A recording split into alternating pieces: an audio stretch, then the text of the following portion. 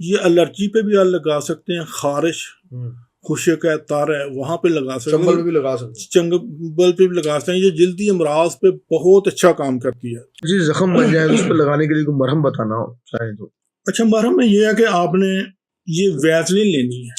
ठीक है। ये आम आपको खुली भी मिल जाएगी मार्केट से, ठीक है। बोतल की शक्ल में मिल जाएगी, मुख्तलिफ पैकिंग में।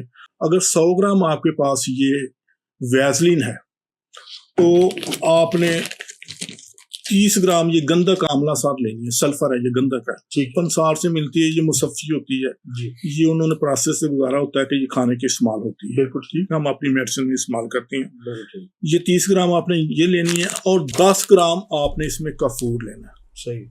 इन दोनों चीजों को अच्छी तरह फाइन पाउडर करके कपड़ छान कर लें। उसके बाद वैसलीन में मिक्स करके इसको अच्छी तरह करें कि इसमें कोई ज़रात इकट्ठे ना रह जाए। जब बिल्कुल अच्छी तरह मिक्स हो जाए तो ये आपकी मरहम तैयार है। ठीक है। ठीक है।